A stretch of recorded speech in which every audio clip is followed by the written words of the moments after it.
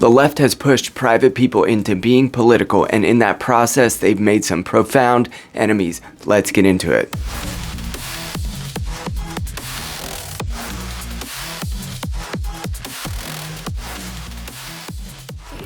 Before he was a public figure who spoke to young men with passion and volatility, Jordan B. Peterson was a clinical psychologist and a professor who talked about mythology. He talked about meaning and purpose, and he became an author. But most importantly, in 2016, he began to speak out within the Canadian Parliament about free speech laws and being compelled to call someone by a different pronoun than what they were born with. And through that process, he became a voice to young men who was considered now to be perhaps the most powerful public intellectual. Prayers for him. Watch a little bit of a longer clip from Jordan B. Peterson that I find to be my favorite of all time because it's his early root, his lecture hall, meaning and purpose, speaking. Watch this. Like doomed to spend Christmas with.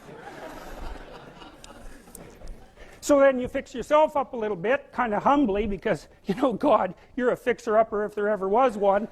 And then you got to figure out, well, can you figure out how to make peace with your idiot brother? And probably not, because he's just as dumb as you, so how the hell are you going to manage that?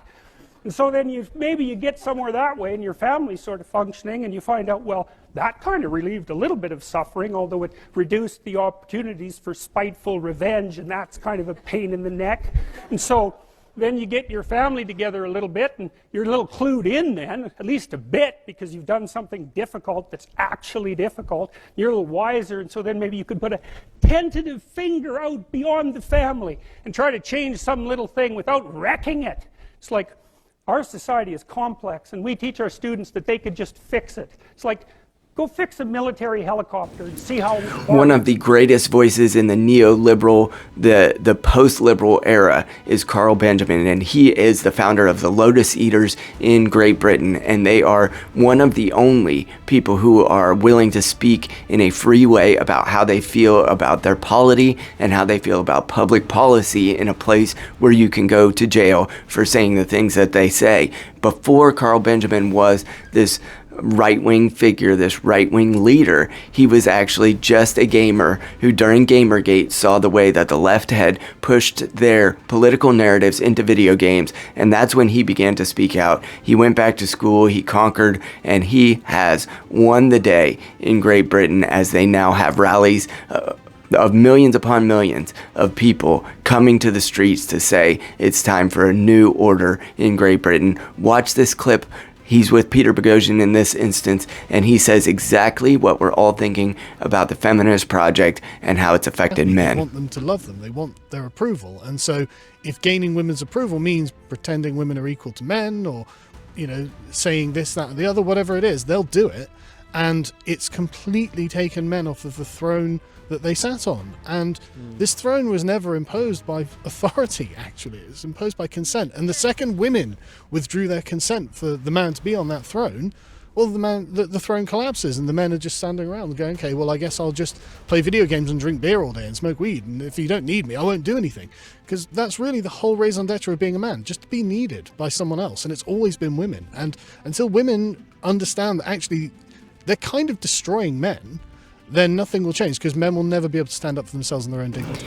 Tim Pool, before he was a media mogul and a very successful podcaster and YouTube creator, he was just a skateboarder who went to the Occupy Wall Street protests with a very liberal framing for what he was pursuing while he was there. Now he'll is being accused of being a right-wing MAGA chud and all these other things, but he really was a liberal. Same with Carl Benjamin, same with Jordan B. Peterson. He was a liberal who came to Occupy Wall Street to try to demonstrate with the folks there that what was happening in the financial systems in our country was wrong during that 2016 type era. And over the course of time, truth integrated into his worldview, and he began to see that the left had made his position political and he wanted out. Watch a clip from him that he just put out today. To be honest, it's kind of scary. The fact that people would be willing to give these individuals who are already in the upper echelon of this blue bloc, right? These are not poor people. They're already getting 3-month severance. But what you're looking at, my friends, Jeff Bezos has just beheaded the beast, at least a component of it. Now, the truth is, this narrative machine isn't working anymore. It's not attracting new viewers. It's not maintaining their political ideological fervor. Nobody's reading. So what do? You fire as many people as you can to keep the paper in existence. Now, these communists don't understand it. So on top of the fact that you can see this is a function of pure communism, and I mean that in somewhat tongue-in-cheek way, you're also, look, the point is this.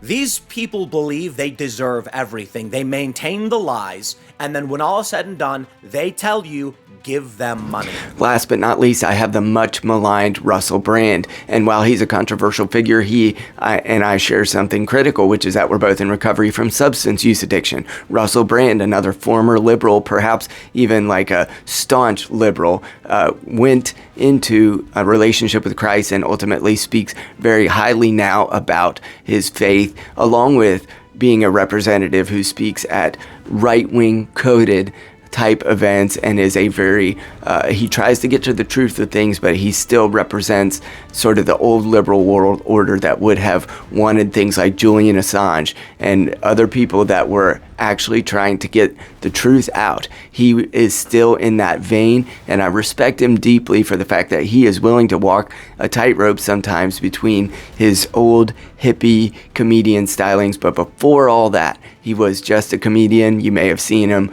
appear in movies, which he'll probably never be invited to do again. And when he entered into recovery and he began to respect himself and the women around him more, he began a different life, and that sent him hurling from the left because they wanted nothing to do with him. And then as soon as he officially left the left plantation, he got all kinds of hate and all kinds of, articles written against him and ways that he was being aggressed against in the public. Watch a little bit from Russell Brand taking to task an MSNBC host on the Bill Maher program. Biases that are exhibited on Fox News are any different from the biases exhibited on MSNBC. It's difficult to suggest that these corporations operate as anything other than mouthpieces for their affiliate owners in BlackRock and Vanguard. And unless we start to embrace, and also, mate, like just spiritually, if I may use that word in your great country, we have to take responsibility for our own perspectives.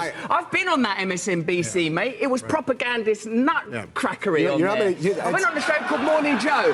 It was absurd the way they carried on. Good Morning Joe. Yes. Yeah, I don't know what it was. It wasn't morning. There was no one called Joe there. No one could concentrate. They didn't understand the basic tenets of journalism.